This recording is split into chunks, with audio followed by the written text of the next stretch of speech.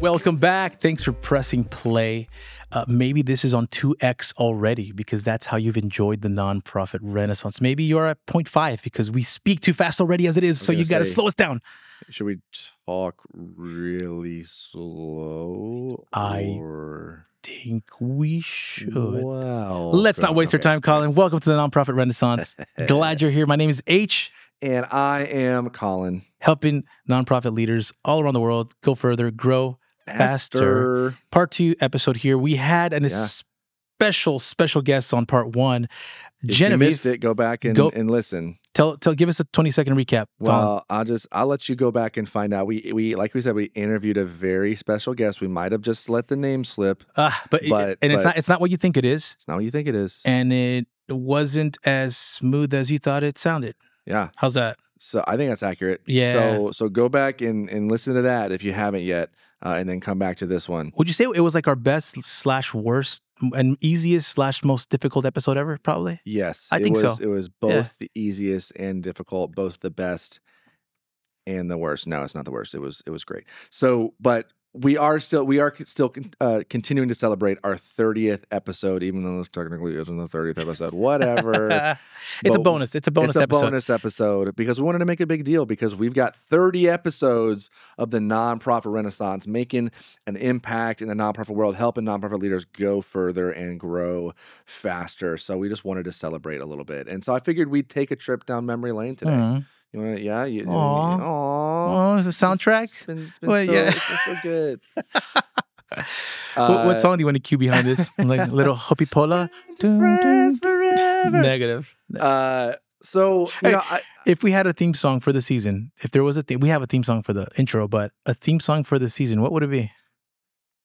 Have you heard that popular Irish kids song that's going around now? That's happening. The group of Irish kids that I'm not on TikTok. Bro, come on, Colin, dude, but get with it. Sing it for me. Get with it. Can we cut to a clip? Okay, so dude, it's wild, dude. It's wild. I would say that would be ours, but that's only because it's trending right now. A theme song. What would be our theme song? I don't know.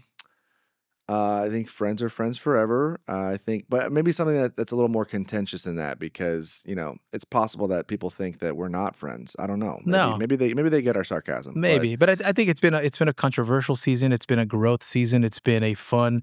It's been a learning. So it's hard to put that into a song. Maybe it have to be just a Kanye West instrumental. Maybe we'll have AI write one for us. Well.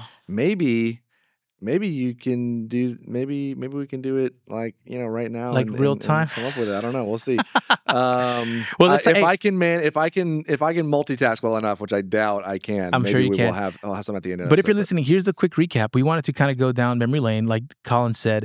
Just highlight some of the takeaways, some things that stuck with us. Some of our favorite episodes. Yes, and quotes and takeaways, and some of yours. Some of the popular episodes, popular guests. Some of those who've got comments, emails, people talking about. We wanted to honor that and thank you guys again for being a part of growing this community, this audience, and helping each other. Truthfully, it's about that. It's about us sharing our best practices, our worst failures, helping us grow faster and go further. So why don't we start with some honorable mentions? Okay, we're gonna deep dive into some of these, but some honorable mentions that some ones that we really, really enjoyed. We interviewed Chris and Taylor Dobson, the creative directors at Elevation Church in North Carolina. We talked about just creativity and leadership, how to balance that. That was great such insights a fun episode. on budgeting, on preparing, on putting together big, large scale productions for nonprofits. Preparing and knowing when to stop preparing and just let it happen. Very good episode. Just go for it. We also were able, this was a good one. This was a fun one for me because he's a fanboy. I'm a little bit of a fanboy. I grew up in Florida, born and raised in Tampa, and so we had Ben Zobrist on, World Series MVP. It was not the World Series hockey, MVP, right? Hockey. Yeah, it's a different type of hockey. You still use a stick and hit an object. World Series baseball MVP. Football. Easy now.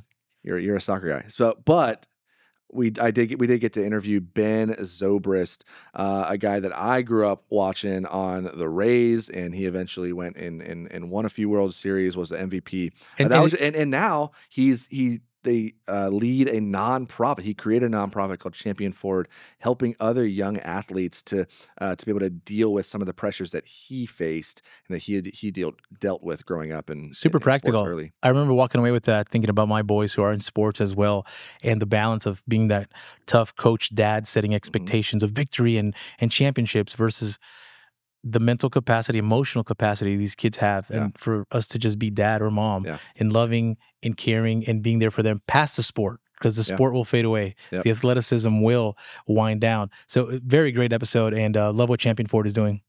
And it wasn't just for parents of athletes. It was, I mean, it's a nonprofit. They had some really great things to say for nonprofit leaders in that one as well.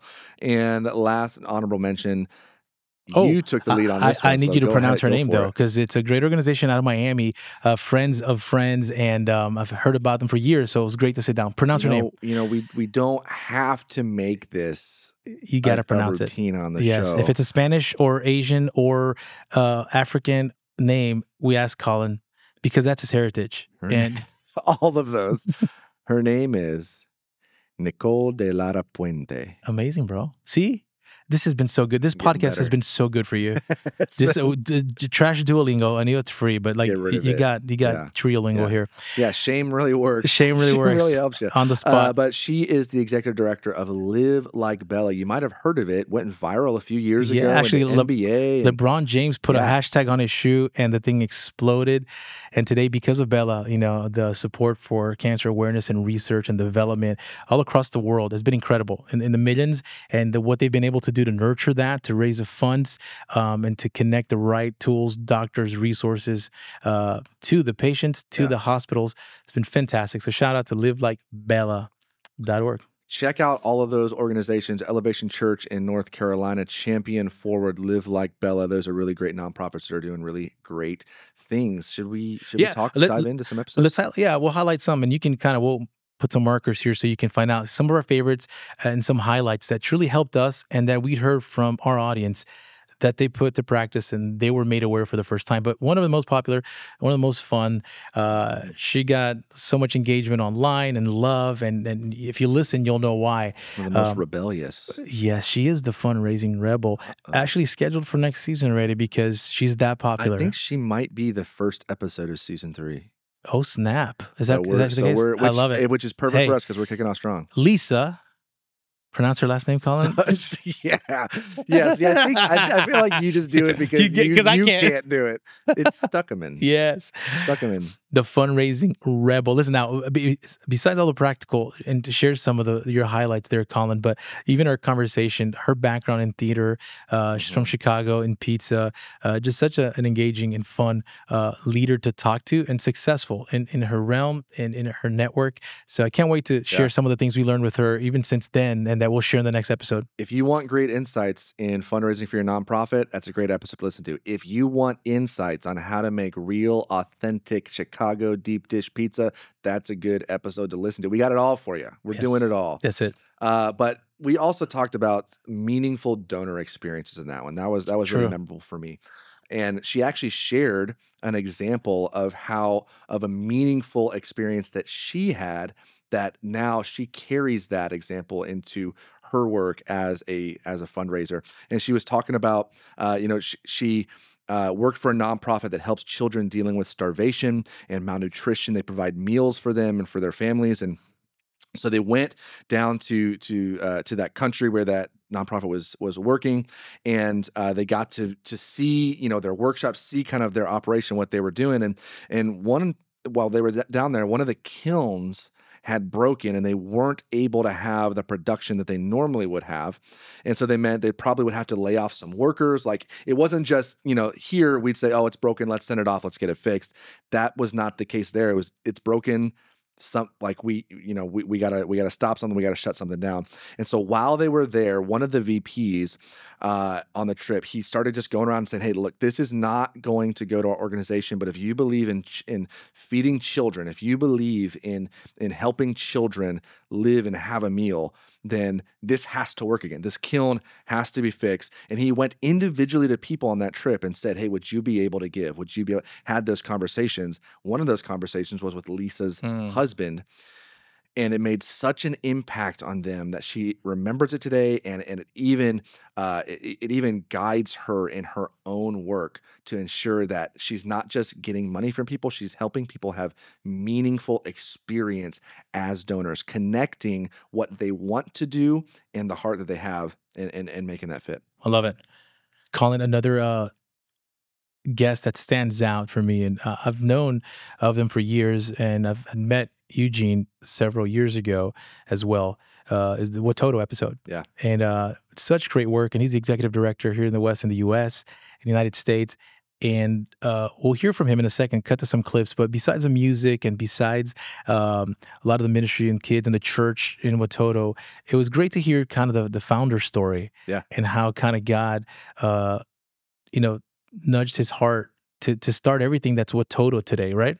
Yeah, and I mean, I love that the opportunity that we get on this episode to just learn about these things, because I didn't know very much. I'd like heard Watoto, I very vaguely, but I didn't know anything about it. And so just getting to hear the story, and hopefully there were some of you that were in that same place where you didn't know about it, and now you do, and hopefully you're interacting with it. But yeah, the founder's story was so like such a great level of faith. The faith that they were walking in, and they were just saying yes to God over and over and over again, even when they didn't know what was happening. And so we got a little clip here that we'll play. Let's hear it again. Where he kind of tells us a little bit about that.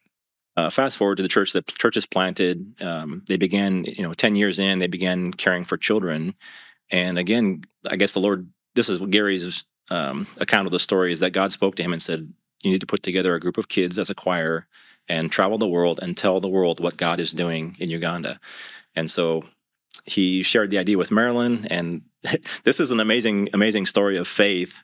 Marilyn went to the British Airways office. Now, this time they're a small to medium-sized church in Uganda, but not a lot of resource. They don't have money just to go flying all over the world, and so they went to the British Airways office in Kampala and explained what their goal was. We want to take a group of orphan children around the world and share this story. And so she said, but we don't have money. Can we buy tickets on credit? And once after the tour is finished, we'll have revenue to pay for the tickets. And they said, yeah, we can do that. And they asked, where do you want to go? And she's like, oh, I hadn't thought of that. So not sure yet. She said, do you have a map? So they brought a map out of North America, and she said, Chicago's in the middle of a flight to Chicago. No way. So they brought this group of children and a group of adults. They were the chaperones and the band. They took the sound system out of their church. Remember, there's no office here. There's no bus waiting for them. Yeah. There's no staff here with bookings. They arrived in Chicago without any concerts booked. Stop. And this is back in the day of phone booths and yellow pages. He went to the phone What year booth. was this? This is 94. Wow. Different world. They didn't have an iPhone, or they couldn't go on Google and search for top 100. He goes to the phone booth. Wow. And starts calling churches in the yellow pages and says, we just landed at the airport with a group of orphan children from Uganda. Can we come and sing at your church? That's incredible. A complete step of faith. And so this is the foundation of our ministry. Is our founder is completely faithful to God's calling. Wow. Amazing. That's amazing. Awesome. Like hearing stories like that is emboldening for my own faith, and just being able to see that there are people who are willing to follow God and on the mission that He's calling them to, and then being able to connect that to an organization like Watoto and say, look what those yeses did. Look at what those yeses, how it's resulted in an incredible thing. What do we got next? Roy Jones. Roy, what a man. What a guy. So many takeaways. Oh, man. Talk about, I did not know Roy till the day of the podcast, came to the studio. Such a great man, and fun guy to hang. Feels like a guy can kick back and just talk shop forever, which we did. Yeah. You guys didn't even get to listen to the entire. Maybe one day we'll do director's cut. But the quotes and the takeaways have stuck with me. I've used and talked as we're doing, networking and helping our clients. But I want to share some of the top ones that we took. And I think in the previous episode, I don't know if we got to talk about it, but our guests on the previous episode even share how this was in the digital world we live today, trying to get people's emails and phone numbers and develop that. Still, the relevant and the powerful impact of still having someone's address and the information that we're able to gather with the address from donor, income levels and capacity and opportunity. Yeah. And I think just in some ways kind of the old school and how it's still working, but then how not to avoid or ignore the relevant digital, what's happening today. Yeah. So Roy did an incredible job. I recommend, he's linked up here so you can, but a couple of quotes here. One is, one of the worst mistakes we make in fundraising is asking a millionaire for a $25 gift. And he says, and we do it all the time, right?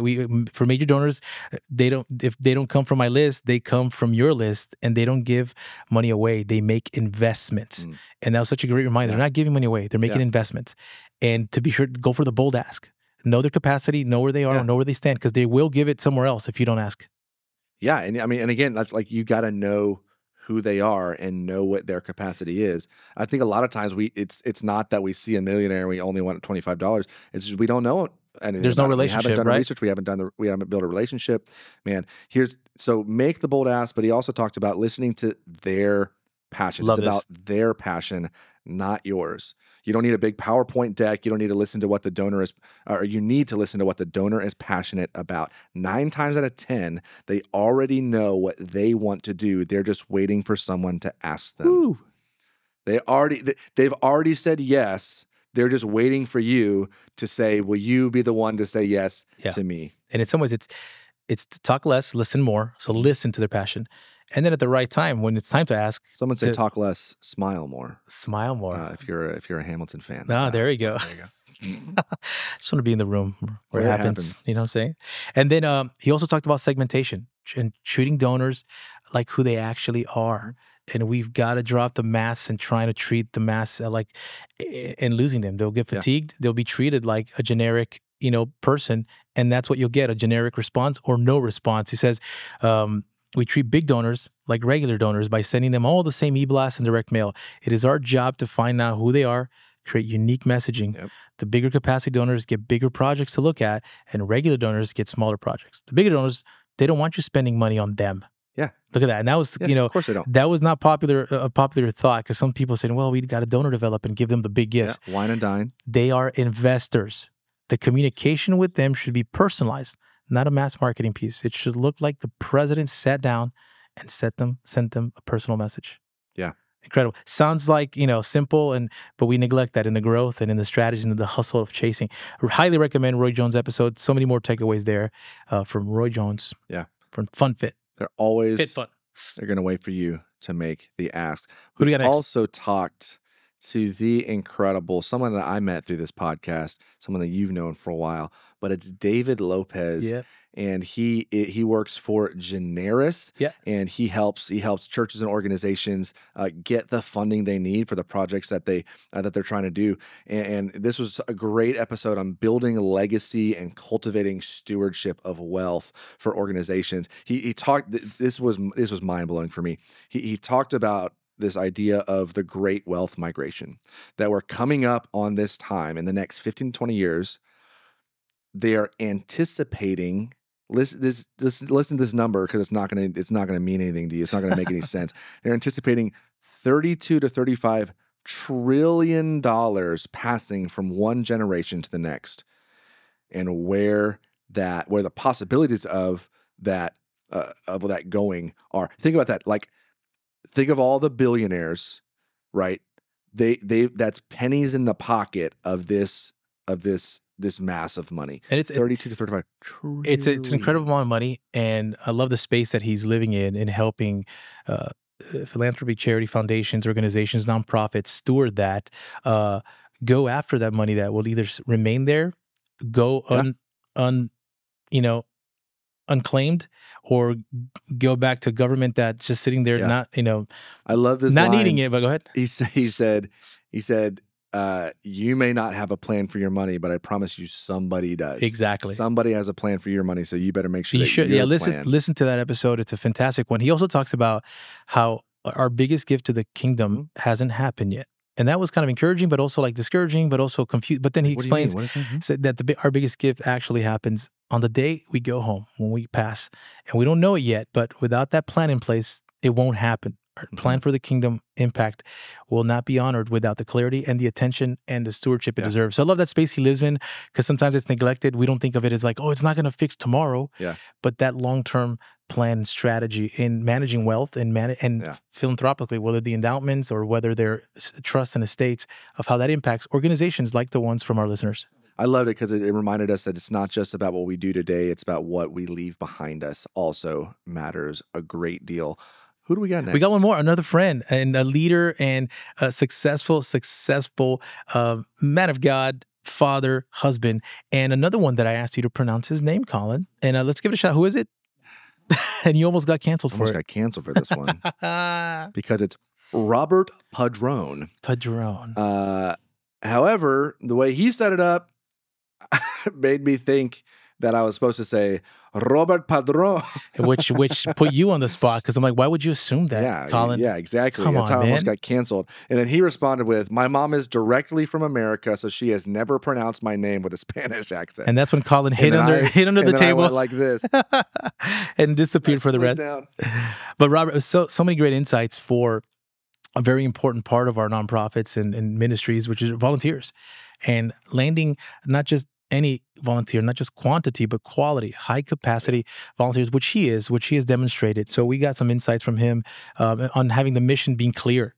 So not just to put people in place, but what is the clarity of mission? And think it's always important that a leader gets that, specifically with an organization who's trying to achieve something great. It's another one of those things that it's like, oh, well, duh. But then the people who are saying, "Oh well, duh," there's a good chance that your mission is clear to you, but it's not clear to the ones who you need to actually help you complete your mission. Is your mission actually clear? Do people know what you're doing? And that connects with the second one. Does your mission or what your organization do, is that creating desire within people? Is there a way for you to match what your organization is doing with people who have that passion? They're not going to know that if your mission isn't clear, and they're also not going to know that if you haven't gone to them. And what that means is, if there's a vague invitation, you'll get vague responses. You'll get wrong people trying to meet a need. If you're recruiting for the band, you don't just recruit anybody. You can't just put anybody can join. No, of course not. You need musicians who are actually going to be skilled in that. Same goes. So if you have an actual clear need, make a clear invitation, a clear call, and very specific to the skills. And they're out there. Yeah. It's just about going back. I mean, that is like a magnet for good volunteers. That having that clear mission and that clear need, that is how you get them. They're going to see that if you don't have it, they're going to see it a mile away, and they're going to go somewhere else. And it's interesting because it seems so simple, and for those of you who have been in it, it's we get lost in the repetitiveness and the rut. It's like, oh, we just need help. Come serve. Come join our mission. Oh, yeah. Okay, join our mission. What is Every that? To Mars? Are we going to Mars? Yeah. Or are you mission to? It's a specificity, really. And it's like, we need this type of person to do this kind of work to help this kind of need. Well, here's the thing. It also gives me the information I need to know. That's a no for me. Correct. Exactly. That's not my passion. So I know I don't have to waste time figuring that out. I don't have to waste 3 months of my life doing that. The vetting occurs.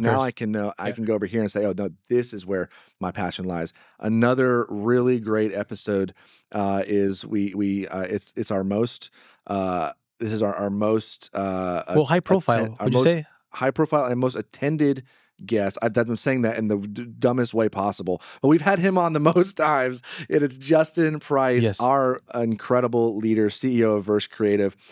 He's the gift that keeps on giving, but he came on and we did a series, Juicy Justin. Is he paying you to say this stuff? Maybe. Well, I mean, in a way.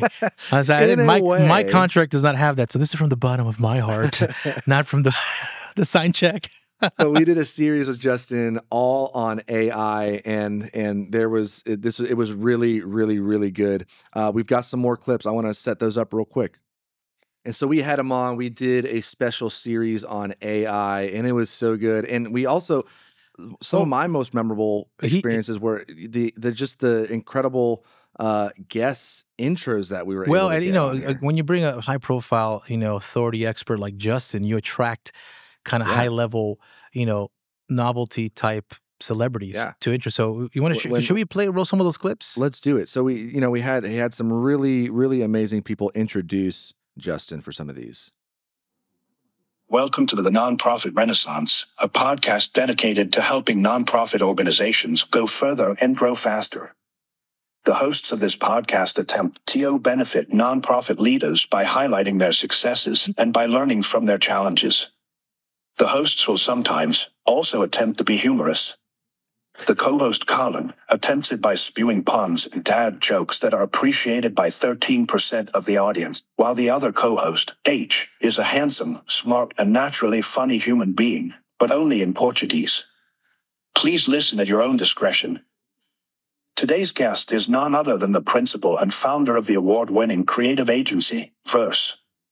He loves fine art, fine dining, and fine podcast hosts, which is why he is here today. Please welcome Justin Price. Amazing. You know, it took me weeks. It took me weeks to get over that scathing review of my humor, as true as it was. But we also, now this was a crazy pull. I don't know how you did this, but to close out the series, we had a special message from somebody else. I had to sell one of my kids. But they're doing great now. They're doing great. Yeah. Before you take off on your jet. Hello, H. Hello, Colin. It's me, Obama. What a great episode. Thanks for all the insight today, Justin, and thanks for what you do. It's great. It brings me hope. Keep helping others go further and grow faster. And don't forget to rock your vote in 2024. See you soon. You know what? My favorite part about that is how he referred to himself just as Obama. Obama. Yeah, hey, it's Obama. It's, when you're that close, when you're friends, you don't need to drop titles. President, POTUS, whatever. That was a super, super fun episode. So many good insights. Fun fact as well. While we're here, just to let you know, we're going to let you know about it first. Speaking of the founder of Verse Creative, Justin Price, he has written a book. Are we leaking this? We're leaking it. Oh, snap. And we want to let you know that it is available for pre-order. Yes, sir. Yes, ma'am. So we would love for you to get this book. If you want to learn how to lead your creatives better, this is the book that you need to get. Go to versecreative.com/book. Pre-order today. You're not going to regret it. Once again, the gift that keeps on giving. Juicy J, Justin Price. We got one more. One more walk. Let's slingshot our way into this last one here. Woo! Man, king of transitions, baby. Let's go. Some of my favorite people in the world.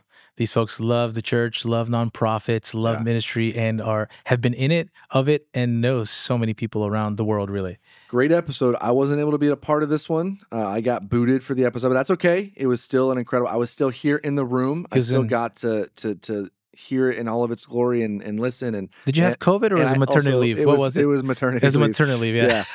We got a new dog and puppies. But I was able to watch two masters at work. Fantastic. And I'm talking about it's Tim Foote, 4 masters at work actually. Brooke Hodenfield from Slingshot Group and cultivating strong teams for mission-driven organizations. We've worked with them in the past and work with them currently, and just big fans of who they are and what they do.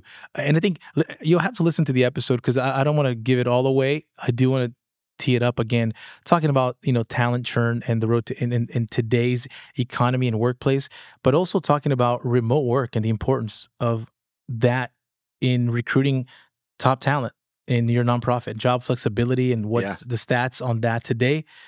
Anything set out? It's here and it's here to stay. So if I've talked to a lot of people. And and I've heard good and bad. I've heard that they're at a job that is very open to remote work, and and they love it. They love the flexibility. They love the freedom. They love how they're actually able to balance their lives with their work in a completely different way than they could before. I've also heard horror stories of orgs who are just not on board with it yet and are making policies that are very, very difficult. And so it's here to stay. Two points that they've made with the data and the case studies they have. One is that the flexibility in the work arrangement is often way more attractive than the actual the higher salary offers. When I heard that, that blew my mind that there's people that will forego salary.